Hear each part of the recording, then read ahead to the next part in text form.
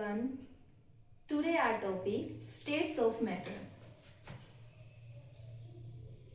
States of matter.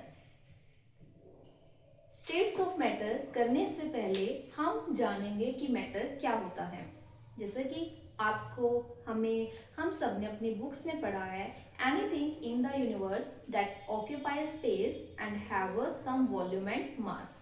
For example, मैं ये duster लेती हूँ। इस डस्टर ने अगर मैं इसको कहीं पर भी प्लेस करती हूँ तो वो उतना स्पेस ले लेता है और इसका वॉल्यूम भी होगा, इसका मास भी होगा। तो इट मीन्स जो आपका डस्टर है वो मैटर होता है। So let's move on topic states of matter. States हमारे पास यहाँ पर हम पढ़ेंगे सॉलिड, लिक्विड एंड गैस। हम यहाँ पर एक फोर्थ स्टेट भी पढ़ेंगे, प्लाज्मा स्टेट। पहले हम इन्हें डिफ्रेंशिएट करते हैं। सबसे पहले जो सॉलिड होते हैं आपके, उनकी फिक्स्ड शेप एंड वॉल्यूम होता है। मीन्स आपके जो सॉलिड हैं उनकी शेप फिक्स्ड होती है, उनका वॉल्यूम फिक्स होता है। बट आपका जो लिक्विड होता है उसमें आपकी वॉल्यूम ही फिक्स्ड होती है, जो शेप होती है उसको वो कंटेनर के अकॉर्डिंग ले लेता है। तो शेप फिक्स नहीं होती है, जस्ट वॉल्यूम फिक्स होता है। But in case of gas ना ही आपकी शेप फिक्स्ड होती है, ना ही आपका वॉल्यूम फिक्स्ड होता है। आपने देखा होगा कि जैसे अगर मैं यहाँ एग्जांपल से समझाऊँ आपको, मेरे पास ये दो टाइप के कंटेनर हैं। इनमें मैं 10 ml वाटर को डालती हूँ, तो अगर मैं इस कंटेनर में डालूंगी तो वो इसके अकॉर्डिंग अपनी शेप ले लेगा, और अगर मैं इस कंटेनर में डालती हूँ तो वो इसके अकॉर्डिंग अपनी शेप ले लेगा। बट उसका वॉल्यूम फिक्स रहेगा, that is your 10 ml। But in case of gas shape and volume fix नहीं होता, बिकॉज जो गैस पार्टिकल्स होते हैं वो कंटिन्यू मूव करते हैं, रैंडम मोशन में होते हैं। सेकेंड आपका आता है कंप्रेसिबिलिटी। कंप्रेसिबिलिटी क्या होता है? किसी चीज को कंप्रेस करना मीन्स उसके ऊपर प्रेशर को अप्लाई करना। ये सॉलिड है, इस सॉलिड को अगर मैं कंप्रेस करूंगी, प्रेशर अप्लाई करूंगी बहुत ज्यादा, तो ये ब्रेक हो जाएगा, बट अपनी शेप को चेंज नहीं करेगा, ये कंप्रेस नहीं होगा।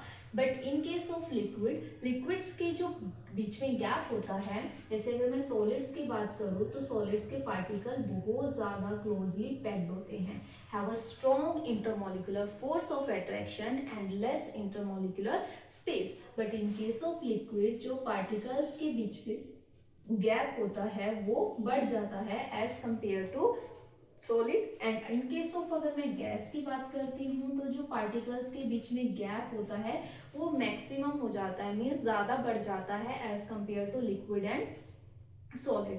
तो यहाँ पर इनको हम कंप्रेस नहीं कर सकते क्योंकि इनके बीच में गैप नहीं है। बट लिक्विड को हम कंप्रेस कर सकते हैं, बट हम गैस को बहुत ज्यादा कंप्रेस कर सकते हैं। तो कंप्रेसिबिलिटी की बात करते हैं तो सबसे ज्यादा गैस में होती है, then liquid and then solid. Solid में सबसे कम होती है। Third point is rigidity. अब ये रिजिडिटी टर्म क्या है? रिजिडिटी टर्म है मीन्स किसी चीज का रिजिड रहना, वो जिस पोजीशन में है। जस्ट लाइक आपके जो सॉलिड्स होते हैं, जब तक आप उनके ऊपर प्रेशर को अप्लाई नहीं करते, मीन्स उसके ऊपर फोर्स को अप्लाई नहीं करते, तो वो मूव नहीं करता, वो अपनी ही पोजीशन पर रहता है, वहीं पर ही रिजिड रहता है। But in case of liquid rigidity कम हो जाती है as compare to solids, and in case of a gas जो रिजिडिटी होती है वो बहुत ज्यादा कम होती है।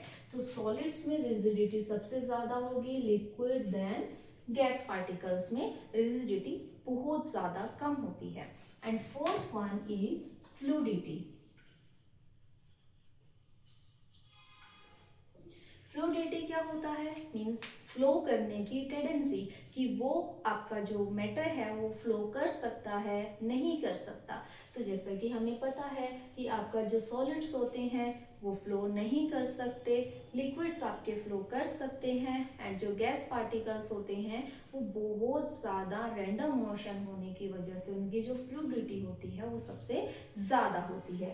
मीन्स आपकी जो फ्लूइडिटी होगी वो सॉलिड्स में सबसे कम, then liquid and then gas particle, आपका ये सीरीज रहेगा। एंड इसे हम क्या कर सकते हैं, एग्जाम्पल्स आप लेकर चल सकते हो।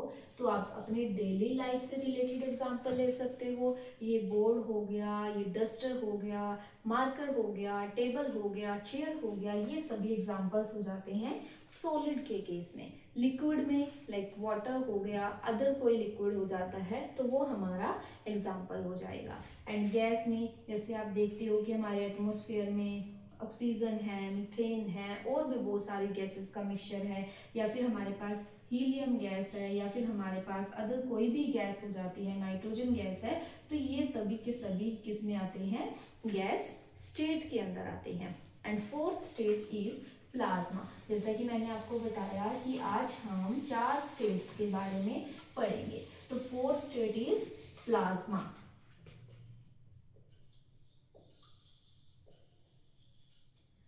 प्लाज्मा स्टेट क्या होता है, it is a highly ionised gas state. Means इसमें जो गैस होती है वो आयनाइज्ड फॉर्म में होती है, आयंस की फॉर्म में होती है। आपके जो बल्ब्स होते हैं, आपके जो फ्लोरोसेंट बल्ब्स हैं, आपके जो नियॉन बल्ब्स हैं, उनके अंदर जो मैटर की फोर्थ स्टेट प्लाज्मा स्टेट आती है। Thank you.